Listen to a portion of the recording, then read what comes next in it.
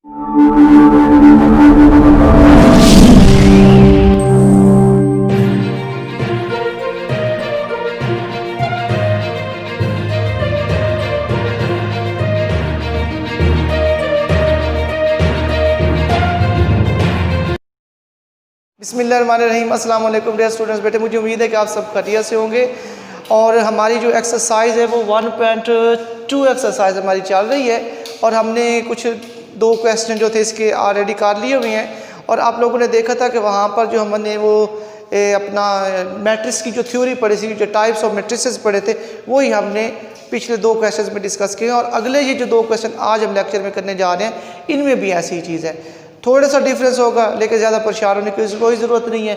चलते हैं अपने लेक्चर पे, इंशाल्लाह ताला ये बहुत आसान हो जाएगा आप लोगों के लिए। तो यहाँ पर देखिए, यहाँ पे एक स्टेटमेंट्स लिखी गई है। तो जिस स्टेटमेंट्स का मतलब है ये है कि आपके पास इसने यहाँ पे 3 तरह के 4 वर्ड यूज़ किए। कहते हैं कि आइडेंटिफाई द मैट्रिसेस, हमारे पास डायगोनल, स्केलर और यूनिट या आइडेंटिटी। आप लोग बताएं कि इन तीनों में से ये कौन कौन सी जो प्रॉपर्टी या कौन कौन सा मैट्रिक्स है इनमें से मौजूद है। आप लोग ये वाला मैट्रिक्स देखें, जो मेरे पास मैट्रिक्स ए आ रहा है, तो मैट्रिक्स ए में आप थोड़ा सा ध्यान करें तो जो फर्स्ट और लास्ट एंट्री जो होती है, मैंने आपको बता रखा है कि ये होती है डायगोनल। कौन सी होती है? Diagonal entries. और जो ये वाली एंट्रीज होती है इन्हें कहते हैं नॉन डायगोनल।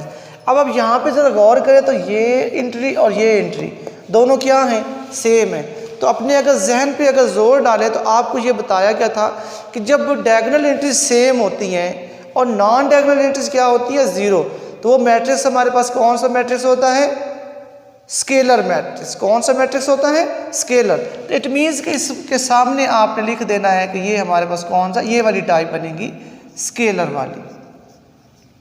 तो आपने यहाँ पे लिख दिया स्केलर मैट्रिक्स।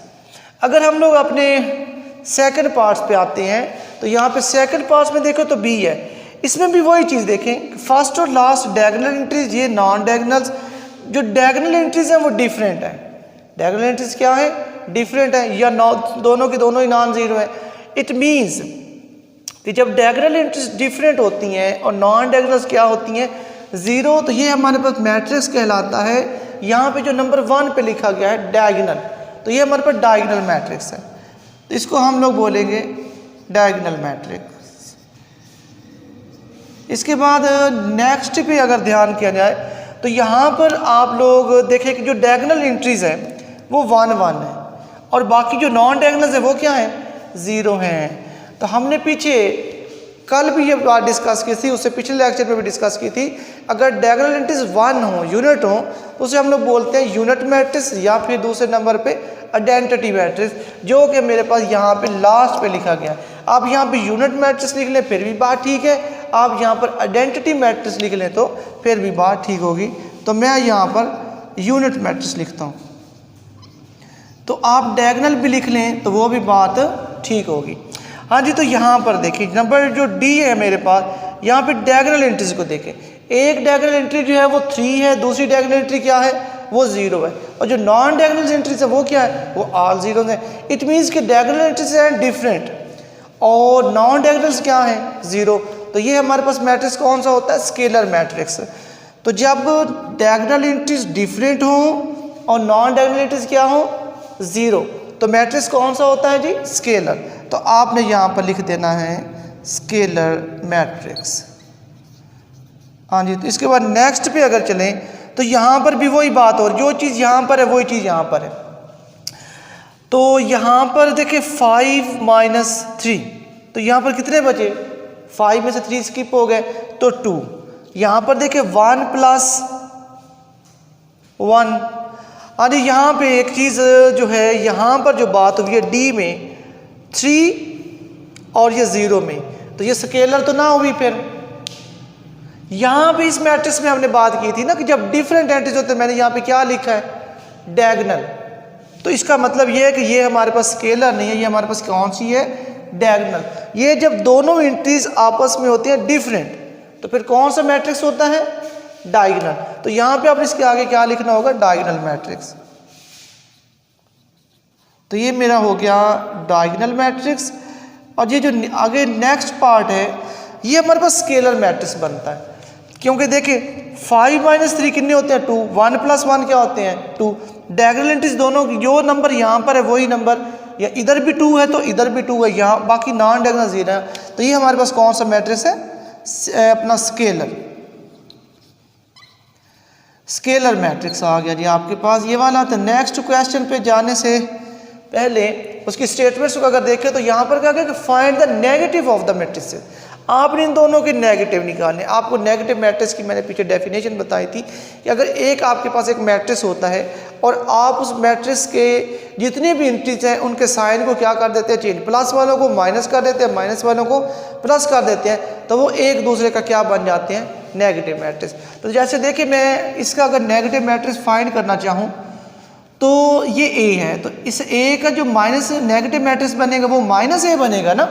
ये ए है, ए पॉजिटिव है, तो इसका जो नेगेटिव बनेगा वो क्या बनेगा, माइनस ए। इस माइनस का मतलब है कि आपने इस ए की तमाम एंट्रीज के जो साइन है वो चेंज कर दिए हैं। इस माइनस का मतलब क्या है कि जो ए मैट्रिक्स की जितनी भी एंट्रीज है उनके क्या कर दिए गए हैं, साइन चेंज। तो यहाँ पर ये 1 प्लस का है तो जो नेगेटिव में क्या हो जाएगा, माइनस का। 0 के साथ आपको किसी किस्म का साइन लगाने की ज़रूरत नहीं है। ये 1 अगर माइनस का तो ये 1 क्या हो गया, प्लस। तो इस तरह से आप लोगों ने मैट्रिक्स ए का नेगेटिव मैट्रिक्स फाइंड आउट कर लिया। तो नेक्स्ट पे चले, तो नेक्स्ट में भी सेम इन सारों में यही चीज़ करनी है। तो ये बी है मेरे पास, तो यहाँ पर मैं क्या कर दूंगा, माइनस बी। माइनस बी के साथ माइनस लगाने का मतलब क्या है कि change the science of the all entries in a matrix. इस स्क्वायर ब्रैकेट में जितनी भी एंट्रीज क्लोज है उन सारों के क्या कर दिए जाए, साइन चेंज। तो यहाँ पर कौन सा 3 है, प्लस का 3 है, तो यहाँ पर क्या आ गया, माइनस का 3। यहाँ पर क्या आ गया, प्लस का 1। यहाँ पर क्या हो गया जी, माइनस का 2। और ये क्या हो गया, माइनस का 1। तो मेरे ख्याल में मुझे ये अगले जो पार्ट्स हैं ये करने की ज़रूरत नहीं है। जैसे कि आप लोगों को पता चल गया कि जस्ट आपने जो जिस अल्फ़ाबेट के साथ मैट्रिक्स को प्रेजेंट किया गया उसके साथ माइनस लगाना, अगलों के क्या कर देने हैं, जस्ट साइन चेंज। तो इसलिए ये आप लोग जो पार्ट्स होंगे वो इसी तरह साथ खुद ही काट लेंगे। आइए जी, तो मुझे उम्मीद है कि आज का जो शॉर्ट सा हमारा मुख्तसर सा एक लेक्चर था लेकिन खासा यूज़फुल है, क्योंकि ये जो चीज़ें हैं आपकी ऑब्जेक्टिव में मस्ट आने वाली हैं। इसलिए आप लोग इसको आसान समझते हुए इसको इग्नोर नहीं करेंगे। अगर इतना ही आसान होता तो वो एक्सरसाइज में उसको देने की ज़रूरत ही नहीं थी। इसलिए कोई भी चीज़ जो होती है वो अनइम्पॉर्टेंट नहीं होती है, इसलिए आप इसको ध्यान से करें और इसको अपने एग्ज़ाम्स के लिए तैयार करना है। अल्लाह ताला से दुआ करते हैं कि अल्लाह ताला आपको मज़ीद हिम्मत अता फरमाए ताकि आप ज़िंदगी में कामयाब हो जाएं। अल्लाह हाफिज़।